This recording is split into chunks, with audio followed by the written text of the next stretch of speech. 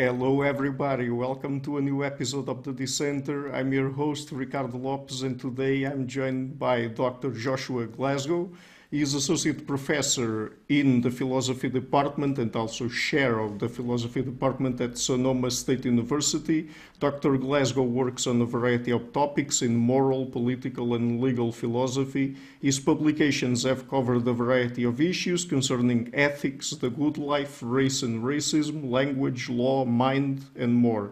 And is the author of the book we're going to focus on today, The Solace, Finding Value in Death Through Gratitude for Life. So, Josh, welcome to the show. It's a pleasure to have you on.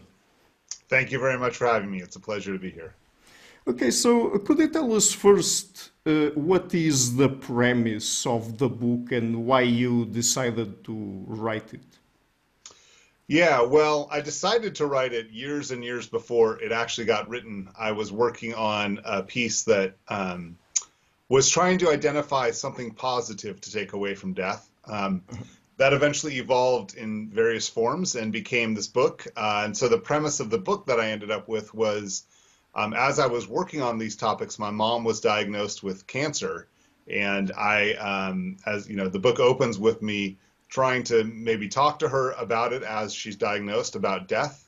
And she did not want to have that conversation. And so it ended up as a book of me trying to figure out kind of what I could say to her if we ever got to have that conversation about finding some sort of positive, some sort of comfort, some sort of solace in death. Very interesting. So it's interesting that in the subtitle you talk both about death and life. So can we really evaluate death or life separately from one another? Is that possible? That's a great question. I think we can. I think that we could, well, death, no. If death means the end of life, then hard to assess that without assessing life. But life, I think immortality, I think, is a possibility. And so we could evaluate what an immortal life would look like potentially. Although in the book, I try to pull out some problems with those evaluations, but not because death isn't a part of it so much. More because it's a kind of life that is totally unrelatable to us now. Do you think that some of the questions you try to answer in the book, like, for example, and others that are associated with these topics, like, for example, what is the meaning of life, if life has any meaning or not, or if death is a good or a bad thing, or somewhere in between, do you think that all people really reflect on these things, or it's mostly a philosopher's thing to? Yeah, I mean, I think a lot of people reflect on these things. I mean, I think a lot of people avoid thinking about these things too. But I mean, it's not just philosophers who treat it, right? It's literary works and movies, and I think the enduring power of those forms of art and reflection suggest that it is something that we think about. Although I do, it's not really great to go around every day, all day, thinking about death and the meaning of life. Like those are just heavy, hard questions. And but yeah, I think that it's got a widespread appeal. Philosophy has a distinctive way of getting at it, but I do think the questions are things that people think about regularly. Yeah. So, I mean, let's perhaps talk about some of the most relevant questions. So, if someone were to ask you, what is the meaning of life? What would be your answer? Yeah, like a lot of other professional philosophers, I don't love that question. I think that it's a common way of talking, of course, but what does it mean for life to have a meaning? If what we mean is what's the purpose of life, I'm kind of skeptical that there is one. If instead we're asking, is there meaning in life? I follow others like Susan Wolf, probably most recognizably as holding that we find meaning in our lives. Like there are things that give our lives meaning when when those things are both things that we are invested in subjectively. We like them, we want to pursue them, and when they actually aren't a waste of time, when they're actually valuable. So if you kind of combine those two things, then I think we can, I think that's what makes, for me, being a parent meaningful or working on philosophy meaningful, is that I'm engaged in it, I like it, and it's actually valuable. Mhm. But is it possible to evaluate a life or death objectively? Because at a certain point there you use the term subjectively. So I was just wondering because I mean we are humans and we evolved in a certain way and we are also exposed to a particular kind of culture. So, and in any other circumstances, perhaps we would think about things differently. Yeah. I mean, that's a great question. I don't know. By objectively in this context, I guess I just mean something that's outside of my own standards. So like the fact that I personally happen to like something really strange, like if I like to watch ants crawl across the path or something like that, to me that's I would say that's maybe even if I find it subjectively appealing, it's objectively a total waste of time. Other than um, if you're skeptical about any objectivity, then yeah. But if you mean something like, well, these aren't standards that I can validate outside of my own perspective, then it would be entirely subjective. So I think that even like an inner subjective standard, where it's something that say you and I agree on, that's objective enough for me. That it's outside of my own little head, and it's out there in the world in some way. Yeah, but do Yeah. you think that we can reach some sort of agreement intersubjectively? Because I mean, different people have different personalities, and so they sort of evaluate things that happen in life differently. Yeah, sure. I mean, I think it's hard. I definitely think it's hard. I mean, I'm living in a country in a moment where people seem to have radically different perspectives on what's happening in the world, and absolutely, I think that we might not be able to achieve it. I still think that there's hope for something objective where there's this. So all that I need to kind of get what I want out of objectivity is this idea that we can make a mistake, that I can have a judgment that is incorrect, and whether that incorrect is set by some abstract universal truth or some culturally dominant view or some just interpersonal agreement between people, any number of standards. I guess I've found myself making so many mistakes in my life that I have to hold out some sort of space for that, and that's really all I think. Are you skeptical? You sound like you're skeptical about this sort of objectivity. Yeah, we will get there, but let me Okay, just ask you another question sure. before. How do we evaluate if something that happens in life is good or bad? I'm asking you that because sometimes, I mean, something that at the moment seems to us to be bad leads to good outcomes and vice versa. So, when is the proper moment, let's say, to evaluate things? Mm. When is the proper moment? I mean, I guess I would say every moment is the proper moment. At each moment, there might be a different evaluation. So here at this moment, if I evaluate, let's say how my career is going, I would evaluate it with one set of data points. And then if I evaluate it again in 10 years, there will be a different set of data points. And I guess I'm comfortable with the idea that each of those evaluations counts.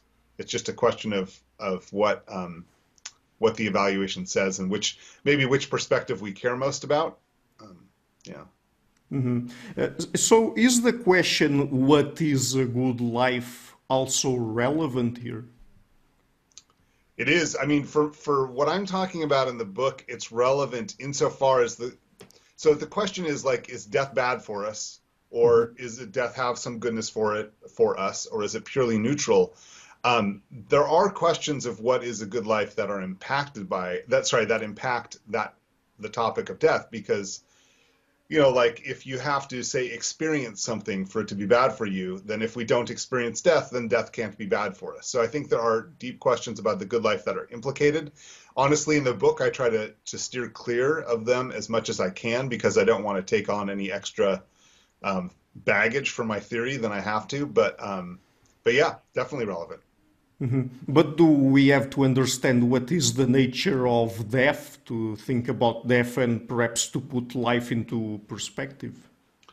I mean, I think we do overall. I think we do to make sense of all the questions around death and what it means for our life. For the questions I'm pursuing in the Solace, in that book, that's another question I try to steer clear of. As you know, it's a really hard question to figure out when we actually die. Like, and what even is the thing that's dying? I mean, there are certain philosophers, right, who think that myself now and myself in 10 years won't actually be the same self. And so I'm dying somewhere, but the me now is going to be dying somewhere along the way. And it's unclear what that even amounts to. So, yeah, it's a hard question. I don't have a good answer for it. Yeah, but I mean, if after death we no longer experience anything after we are dead, I mean, can people say that death was a bad thing for us? Right. Great. Yeah. And that is a huge question. So, if by death we mean being dead, then I start with the premise that once we have died, that's it. There's no afterlife. There's no experiences or anything like that. And so, with that as the starting point, then yeah, then being dead, I think can't be bad for us. But death, where that refers to an event, the moment of transition from this life we're in now to being dead, that moment or that event, that singular event, I think is something that is part of life. I know that's a tricky thing to say, but that is what I think. And so that's sort of the main piece of death that I want us to hold on to, this idea that we are there for the moment or the event of death. Mm-hmm.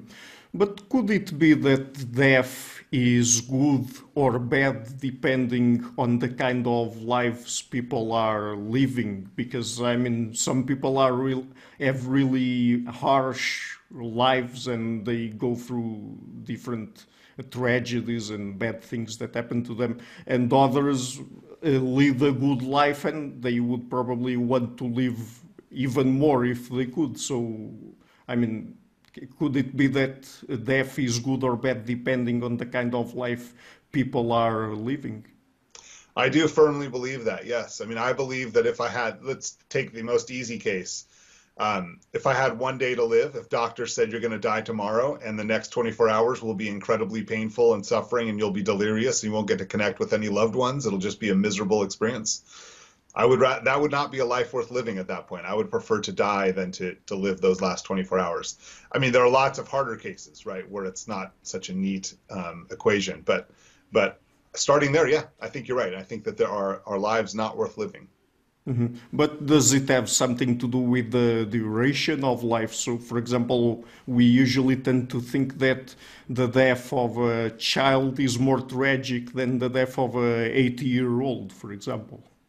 Yeah, and I agree with that view. I think that it's so as you know from the book, I have this view of that death is bad for us because it deprives us of more of a future. I mean, if I die today, that's bad for me because I won't see what happens to my daughter tomorrow. And so, yeah, I would say that other things being equal, the life of a 20-year-old has more future to it than the life of an 80-year-old, and so that's a more tragic death for sure. Mhm. Do you think that if people knew when they will die, that would change anything in terms of how they live their lives? I don't know about everybody. It would change me. I would, I mean, I'm somebody who likes to sort of get the most out of every experience and every day and every hour even.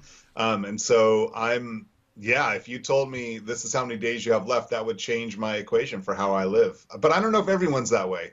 So my mom didn't want to, when she was told she's got cancer and that it would probably end her life one day, she said she didn't want to know how much time she had left. She thought that it would affect her life choices in a way that would maybe be proven wrong, right? Because so this isn't strictly knowing when you're going to die, but she didn't want to even have guesses or probabilities about how long she would live because she thought it might influence her choices and that if things turned out differently, it would be regrettable that influenced her choices.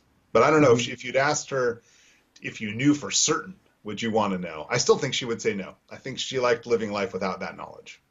Mhm.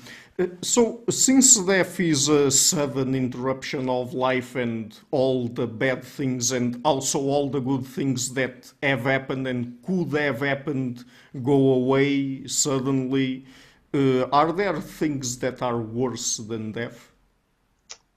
I think so. I mean, this gets back to some lives being not worth living.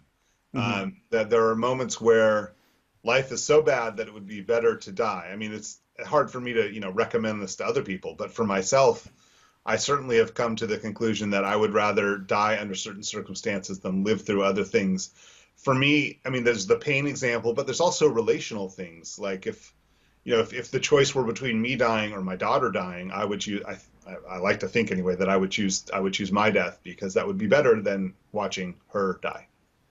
Yeah. So, is it possible for people to find comfort in a bad life? Mm, I don't know. I don't know. I've been lucky. I've lived a pretty good life, so it's hard for me to, I try to come from that place of appreciation. It's hard for me to understand if I'd had a really awful life, to find comfort. But when I have really awful episodes, and I do, right? We all have our moments where life is tough for one reason or another.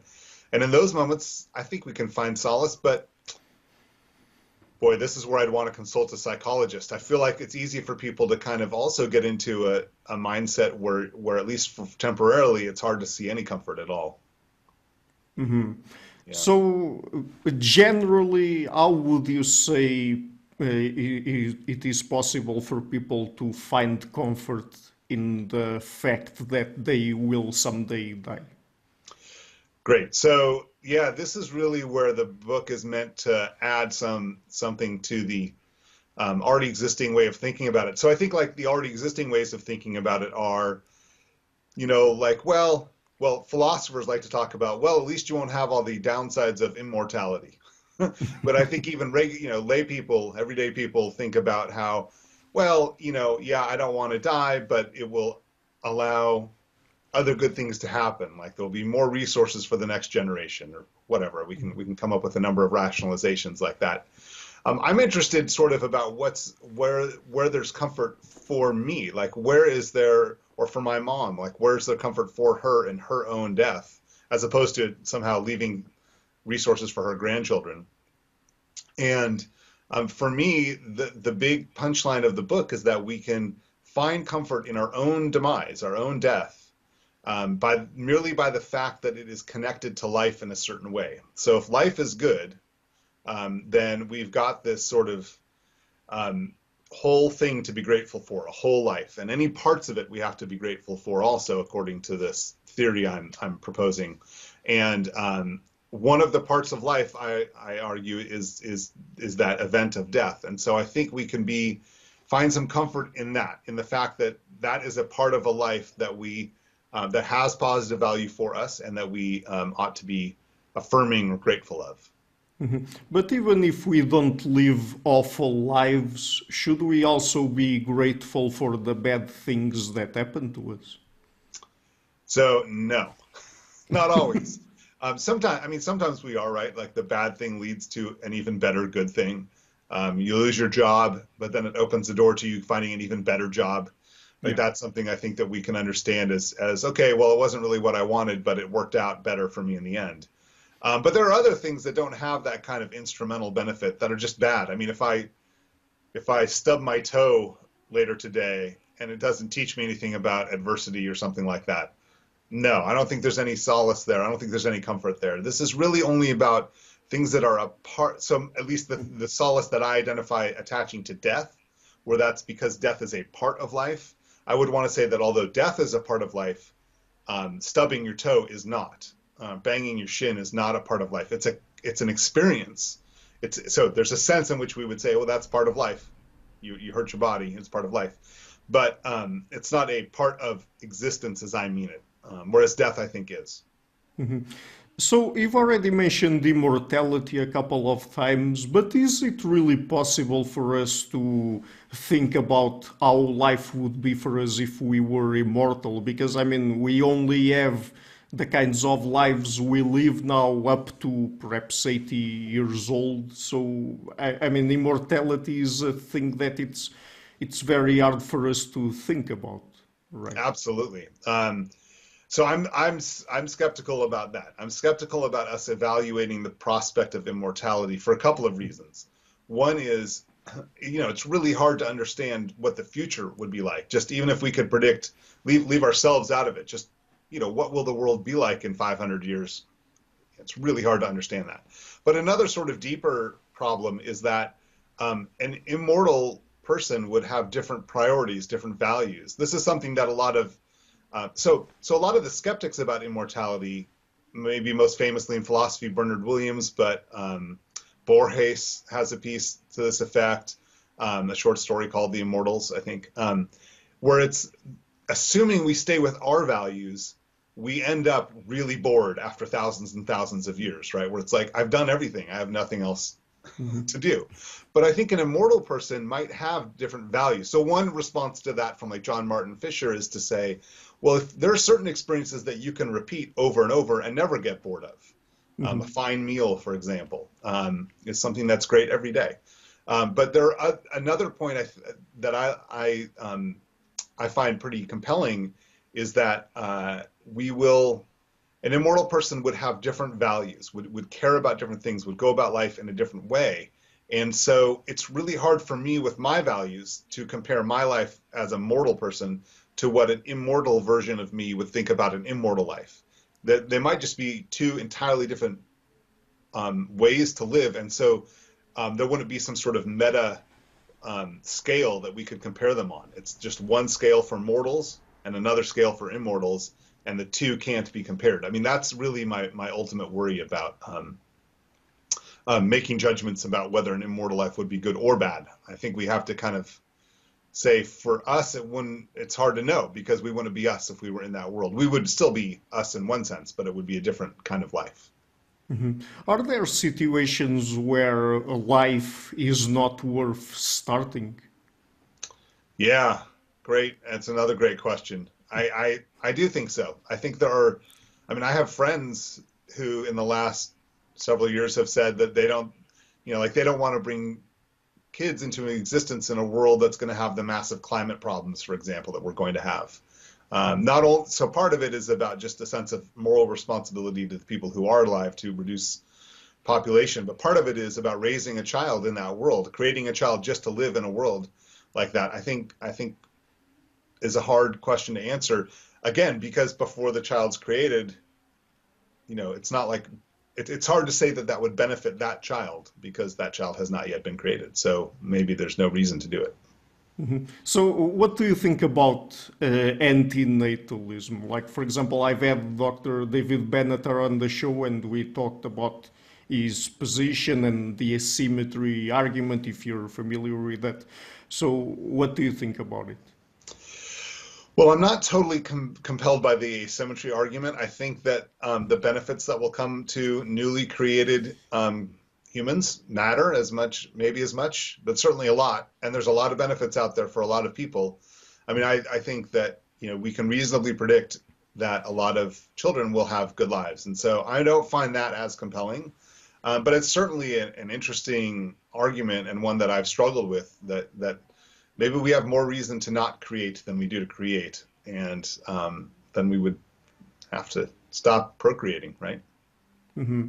But, do you care about that sort of argument where people try to evaluate if we experience more good or bad things in life, or is that not important? Oh, I definitely care. I do. It's important. It's not so important for the book. So the book that, the Solace, I'm really focused on how to make sense of death for people who already exist. And so it's not so relevant for that specific thing. But I do find it a fascinating question of whether there are more sort of benefits or burdens in a life. And you say your average life in this year, I guess it depends on which, socioeconomic environment you're talking about. But I still think that there's interesting questions there. But I also think that Benatar raises some fascinating questions about, how to scale these things. I mean, do benefits matter less than harms for somebody who's not been created yet? And it's a tough question. So, but does it matter? Should we think about what happens if people never existed? Because when talking about Benatar's argument, one of the things that he mentions is that we don't even have to care about people that never existed in the first place, because I mean, there's not even someone there to care about. Yeah. And there are an uncountable number of people who we have not created, right? Who we could have created and didn't. And so, I mean, so sorry. So the question is, do we worry about that, or what do we want to do? I mean, if we should worry about people not existing. Yeah, I don't. I don't think that people, I don't think, first of all, I don't think the category of human being is a especially important category. I think that if another species, say, had been created that was maybe less war prone than we are, that'd be fine. That'd be better, I think. But yeah, so I don't feel like we owe something to the non-existent. But I do think there are tough questions about when we're creating, do we have an obligation to be careful about how we create, as opposed to how we avoid creating? Yeah. So, do you think that for people to be grateful for their own lives, they should think about death more frequently? That all depends on how they think about it. I know a couple people who think about death, I would say, in an unhealthy way, like too much. There's too much focus on it. And I know other people who won't talk about it at all. One of my worries about my mom was that she wasn't fully, wasn't fully able to confront that in the way that I would have, certainly the way that I want to, and maybe the way that would have been best for her. But, it's hard to say. It's such an individual thing. I definitely think that life is better when we can confront it. I think that even just focus on loss when we still, while alive, lose a loved one. It's such a difficult thing for so many people that if we could talk about death more and if we could confront it and stare at it, we would probably have a more healthy attitude towards life. There were people like Epictetus, right, who thought you should always be hanging around dead people, so that like he really was like, go to morgues, go to hospitals, because it will make you so you don't expect too much out of life, and then your life will be better. And to me, I don't think that's a healthy way, but I do think that it's healthy to really confront it. And it's been good for me, just personally. It's been very healthy for me to get more out of life by thinking a little bit about death. But don't you think that we knowing that we will die someday and everything we experience will disappear forever, and even the people we knew will die also, and everyone we knew will forget us eventually because they will no longer be alive? Don't you think that takes at least some meaning out of life? Because, I mean, in a certain perspective, it seems pointless. Yeah. So I used to feel bad about that. Now I'm feeling good about it. So let me say a little more. So my next book project, the one that I'm working on now, is about this kind of. It's about us being unimportant. And so I'm arguing, one, that we are unimportant, partly for the reasons you just said, right? That eventually any impact we have now, even the most impactful person, is not going to have an impact in the largest cosmic scale of things. And so part of the book is to defend that position. But the other part is to say, but this is okay. It's okay to be unimportant. And that being important is overrated. Leaving a legacy is overrated.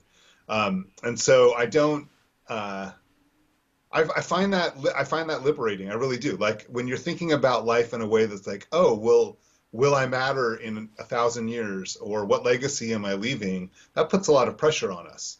When you can instead say, I'm not leaving much of any legacy. I don't want to hurt the people around me, but other than that, that's about it to worry about. I find that liberating. It's like now I can go ahead and now I can live a good life in the here and now. And I think there's something really wonderful about that. If there's life after death, I mean, does it make this life here more or less valuable? Well, I guess it would depend on what the life after death is like.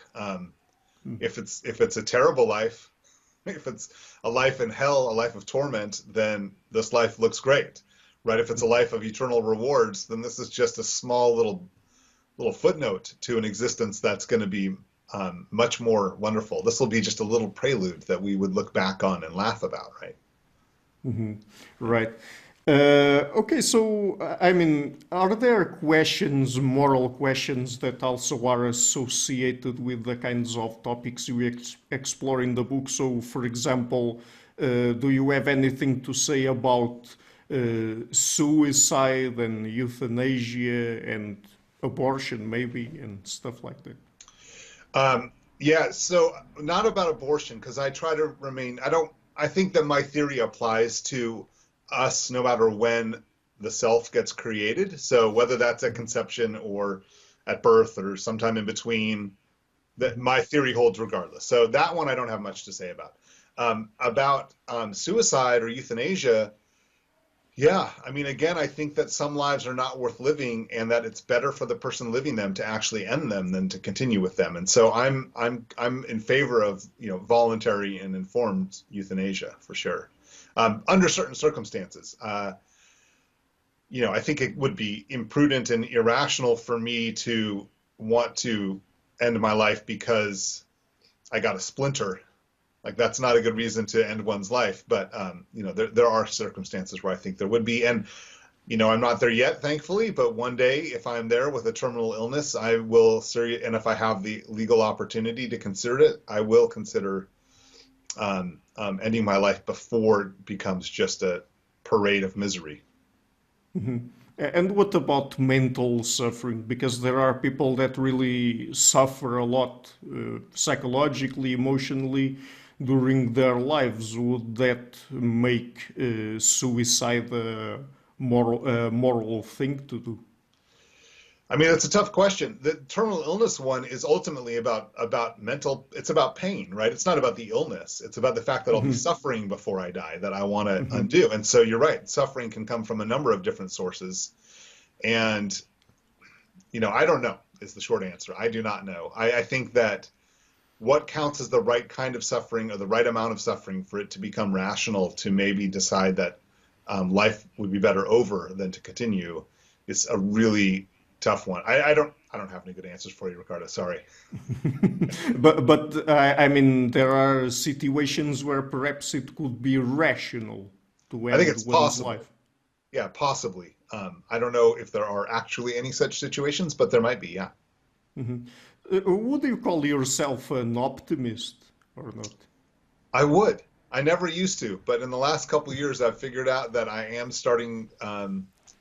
Yeah, I think I mean, like this new book that I was just describing about our being unimportant. It sounds really depressing, this idea that we don't matter that much. But again, I find it liberating. I find it great, and I do think there's grounds for optimism in there. And so I do want to treat. I want to find an answer to these questions, whether it's about death or about our ultimate being unimportant, or about Benatar stuff, about, he's got some nihilistic stuff. I want to carve out a way of holding on to positivity and hope and optimism that is rational, that makes sense. Now, I do think there are starting points where if a nihilist starts over here or a pessimist starts over here and I start over here, we're never really going to see eye to eye. But I'm particularly, I guess these days I think of the project of philosophy as trying to make sense of where you're starting, as a way of saying this picture can work, and the worries about it from over here we can handle, which is different than saying not only can I handle the worries about my view, but it's better than the other views. It's more that, well, can this view hold up to any scrutiny? And that's, I think, optimism. I think there's some grounds for optimism about optimism. Yeah. But do you think that your book can be for everyone, or that there are some people with whom the message will not resonate, and so they are probably not your target audience? Yes, I think there are people for whom my theories will not resonate. They'll read it. I mean, so like the book, this book we're talking about now, the Solace, is. It wasn't meant to be like a guide for help others to find solace as much as it was meant to be a theory of where there's grounds for solace and where I personally have found some comfort. But I expect there will be people who read that, and even if they agree that there are grounds for solace there, they can't get there themselves. I don't know that there's much that I could say to get them there. Yeah, I was just thinking that, I mean, it's very hard for us to understand what goes through other people's minds. And so, I mean, perhaps the arguments that would convince us to find solace in life, for other people, they would mean nothing. I think that's right. I think you're right. I think that's true for any argument, right? We can make an argument about, gosh, the Earth not being flat, and there will be somebody out there who's got some psychological propensity that really pushes them against the evidence that speaks to the Earth being spherical. So, yeah, I think you're right. Absolutely. Would you have anything to say to pessimists? I mean, would you have any arguments to try to convince them otherwise? Not a lot, no. I mean, this again, the next book is going to be about a sliver of pessimism, about we don't matter and therefore life is pointless and there's no value at all. But the extreme, like a nihilist who really thinks there are no values at all, it's hard to speak to somebody like that because you want to present good reasoning to them, but that's a value. And if they're like, well, I don't respect value at all, then they won't respect what I think to be good reasoning. And so it's hard. Yeah, I think there are certain camps that are hard to find a common ground for figuring out these questions. Mm-hmm. But there are also optimistic nihilists, right? Well, I don't know. What is an optimistic nihilist? Well, I mean, probably someone who knows or says that there are no values out there, but that in a sense is optimistic because they don't have to worry about those kinds of things. Ah, okay. Yeah, I mean, so I would need to talk to such a person, but I would ask them, well, why is it bad to worry about such things if there's no such thing as good and bad? Like, why not worry about stuff? So an absolute nihilist who thinks there's no good or bad at all, it's hard for them. I think it's really hard for them to say that they have a reason to do or not do anything, or a reason to think or not think anything. If I were an absolute nihilist, I would feel paralyzed. I mean, not physically paralyzed. My will would be paralyzed because I would have no reason to do or not do anything, or feel good or not good about anything. I think optimism and pessimism doesn't make sense if there's no value. Mm-hmm. That's an interesting point. So, do you think that people always need something to motivate them to keep on with their lives? Yeah, I do. And this is, by the way, that piece by Borges is so brilliant because those characters are forced to continue on with their lives, even though they're nihilists. They have stopped finding any value in the world, basically. And yeah, I think that for such a person, you're not going to be motivated to do anything. Mm-hmm. But do you think that even nihilists, they live their lives really as nihilists? Because is that even possible? Because people not caring about any values at all and stuff like that. I don't think so. I mean, I really think if you really cared about no values at all, you would never get up to get a drink of water. And 3 days later, you'd be dead. Like, I really think it's that simple. I think nihilists, I think it's hard to maintain that extreme form of nihilism. I think it makes sense. It makes more sense to be like a moral nihilist, say, where you don't think there's any morality. There's just what's in our self-interest or something like that. I don't like that view, but I think that's easier to hold on to than the view that, well, nothing at all matters, so why do anything? I mean, it's even why sit here, right? If I'm thinking, should I get a drink of water or not? On the one hand, I think, well, there's no reason to get a drink of water, but if I'm a nihilist, there's also no reason not to get a drink of water. So what do I do? And that's it. And then I'm stuck and then I die. I think it would be that straightforward. Yeah. Do you think that ideas like, for example, Nietzsche's eternal return can help people in any way to put life into perspective and perhaps overcome some problems? Yeah, I kind of do. I mean, I kind of think it's a useful thought process to think about, what would it be like to relive and go through a loop. And is this the life? Would you choose to live it over again if the opportunities was presented to you? I think it'd be a really helpful heuristic for reflecting on what we want out of our lives, for sure. Yeah. So, does your argument have any other sort of moral implications? Like, for example, does it tell us anything about how we should treat others, how we should deal with them, taking into account that we're going to die someday and stuff like that? I don't think it does from the death angle. I think it does from the gratitude angle, though. I'm recommending in this book that we think about gratitude in a specific way, so that if we're grateful for certain things, we have to be grateful for the entire whole package. And I think sometimes we lose sight of that we like, we'll complain about this thing and be grateful for this other thing, when really you have to look at them as a whole. And not always, but in some cases you have to look at them as a whole.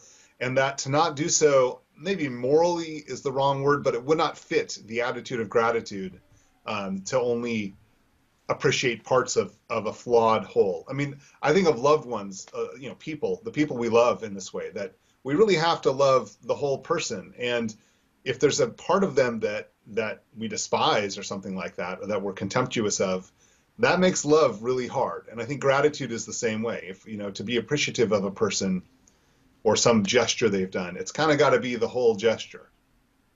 Mm-hmm. But can there be things that are so bad that they completely render life not worth living? I think so. A life not worth living, and they can render gratitude impossible or ill-fitting too. If somebody does, if a terrible, terrible person gives you an ice cream cone, that it's hard to maintain gratitude in the face of all that evil in them. Pick your, history's worst characters. It's hard to say thank you and be appreciative when it's swamped by all the evil they've done. So yeah, I do think that whether it's, gratitude for life or gratitude for a person or a gesture or a behavior, I think it can be canceled in some cases. Yeah. Do you think that there are instances where we shouldn't be grateful for our lives? I do. I think that for those people who live lives not worth living, so a person whose life is overall miserable, maybe they live a short life, full of pain and misery and loneliness, and that's it. I think they would have plenty of reason to not be grateful for life. Yeah. Mm-hmm. But does that have anything to do with perhaps some issues of moral character? I mean, if people are grateful for such bad lives, perhaps they are in some way, does that have some sort of influence over their moral character because they value those kinds of things?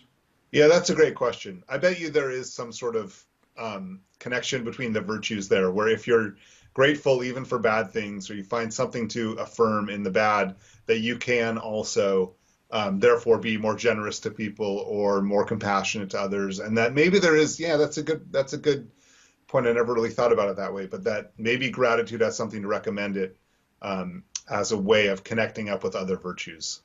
Mm-hmm. Yeah, but I think I was trying to ask you the opposite question. That is, is it bad for people to be grateful for bad things if by being grateful for them, that could corrupt their moral character in some way? Got you. Yeah, that sounds right to me. That would be a negative. Like the gratitude would be instrumentally harmful or something, or would be connected up with a network of attitudes that is somehow going to lead you to harm people. That would be bad. Mm-hmm. So, I mean, what is your opinion in terms of how the Epicureans think about life and death? Is that something that you take into account in your book or not?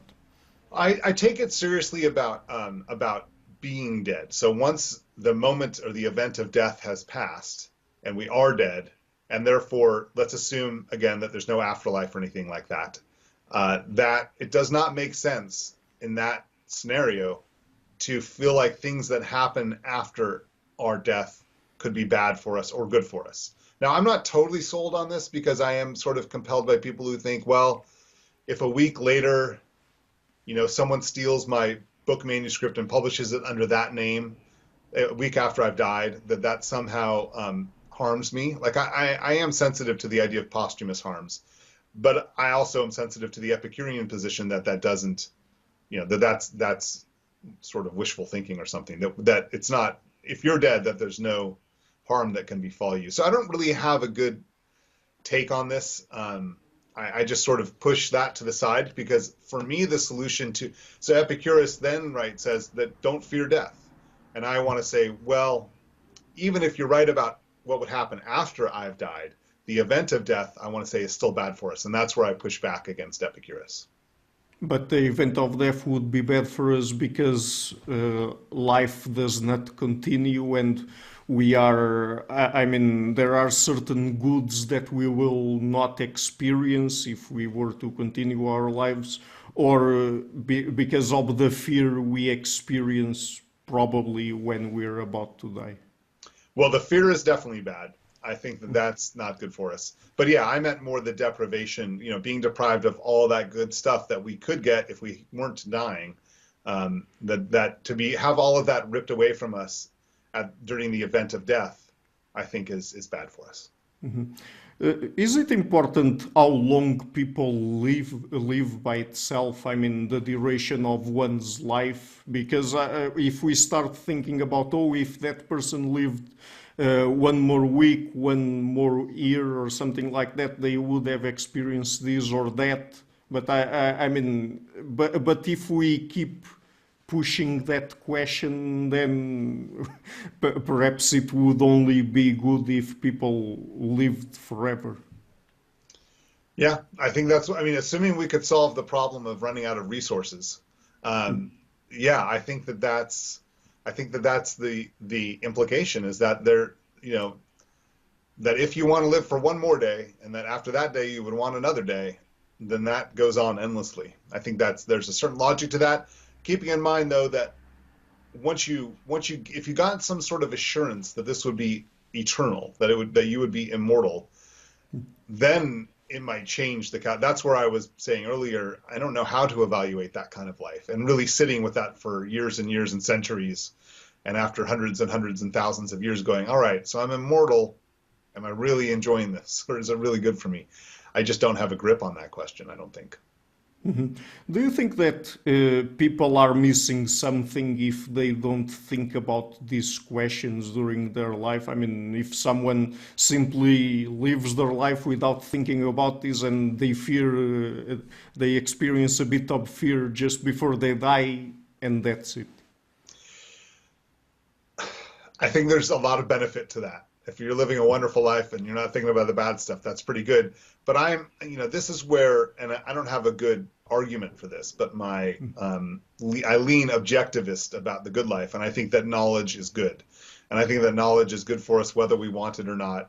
And I think that knowledge about our own lives is good for us whether we want it or not. So I think it's good for us to contemplate these things and try to figure them out and try to gain some wisdom about it, even if there's some unhappiness that goes with that, or some unpleasantness in the learning process, like whatever the downsides are, I think it's worth it. But I don't have a good argument for that. Mm-hmm. So since you say you're an objectivist when it comes to what is a good life, does that mean that you believe that there are certain things that all people value? I don't think there are certain things that all people psychologically value. Maybe there are, right, but I don't think so. Maybe pleasure is something but no, I think there's some people who are clearly anti-pleasure, so I take that back. But I think that there are some things that are good for us regardless of, culture or material conditions. Physical health is one where I think everybody, that's good for us. But also, again, knowledge is another one. Love is something that I think is good for anybody. Feeling love, but also being loved by another is something objectively good for us, I think, even for people who say they don't want it. Yeah. Mm-hmm.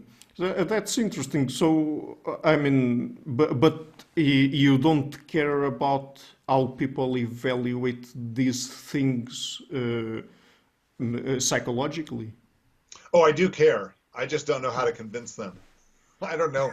I want people to see what I think I'm seeing, but no, convincing them is a different story. And I think that there are certain people who um, are attached to different value systems than mine, for sure. Including, I mean, there's a lot of philosophers who I have tremendous respect for, who are subjectivists about the good life and who say, hey, look, if you don't want to have love in your life, then having love in your life would be bad for you. I can't really understand that premise, but I do I don't know how to convince them otherwise. Put it that way. Yeah. Do you think that philosophers have a privileged view over these sorts of questions and that they perhaps could lead a better life just because they think about these things?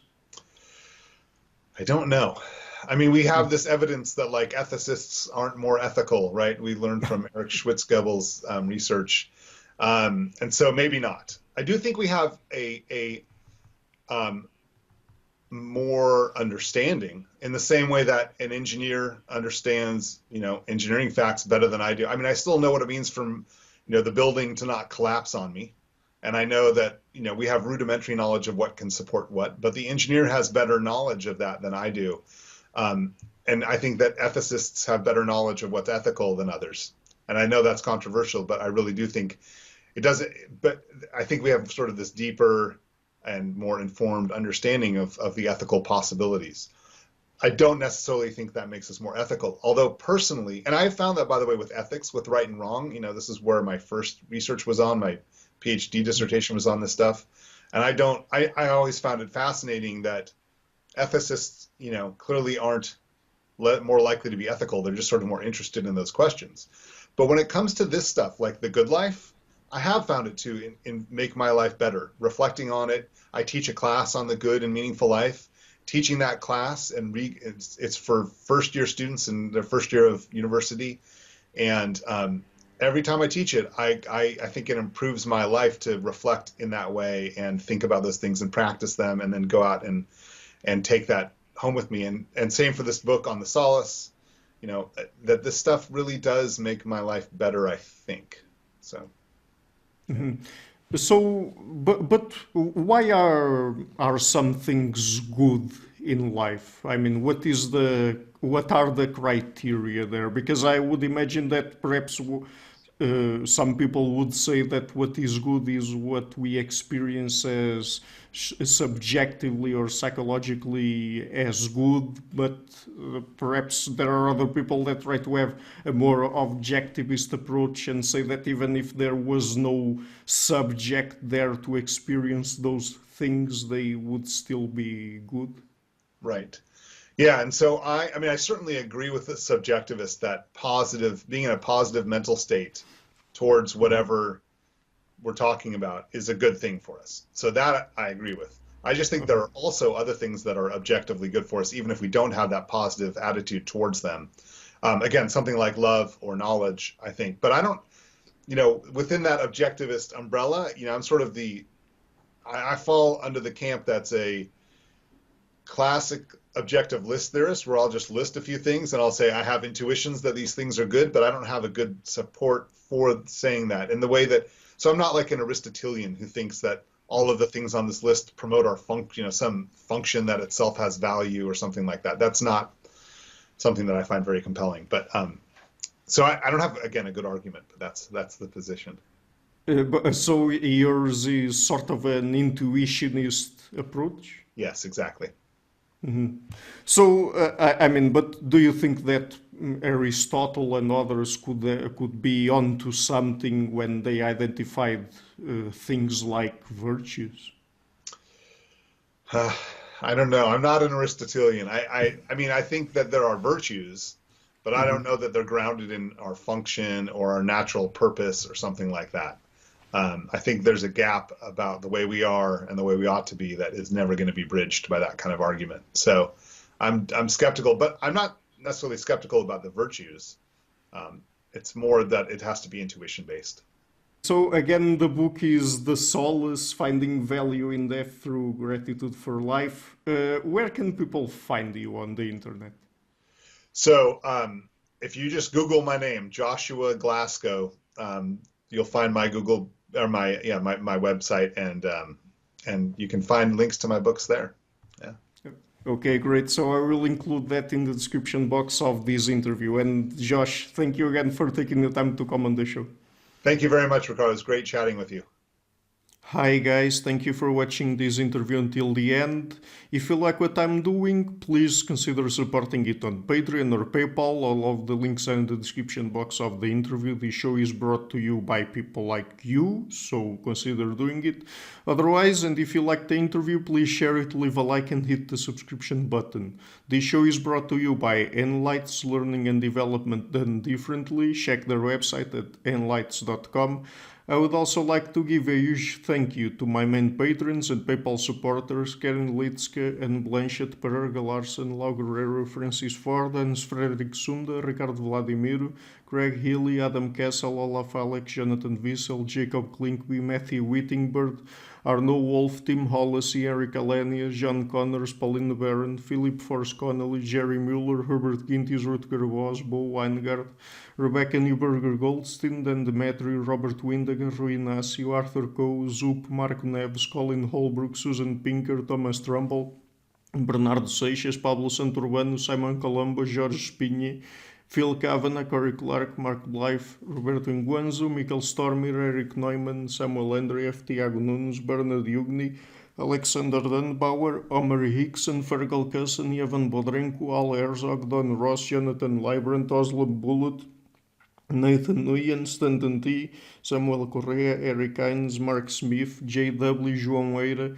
Tom Hummel, David Sloan Wilson, Yasiladez Araújo, Ethan Solon, Roman Roach, Dmitry Grigoriev, Diego Londonio Correa, Tom Roth, Yannick Punter, Adana Rusmani, Charlotte Bliss, Miran B, Nicole Barbaro, Adam Hunt, Pavel Ostazewski, Max Belby, Nelek Bach, Catherine and Patrick Tobin, Al Ortiz. My producers is Arweba, Jim Frank, Lucas Staffini, Kian Gilligan, Sergio Adriano, Luís Caetano, Tom Vanegdam, Curtis Dixon, João Linhares, Benedict Mueller, Vega Guidi, Sardas France, and Nirvan Balachandran. And my executive producers, Michel Rzeski, Rosie, James Pratt, and Matthew Lavender. Thank you for all.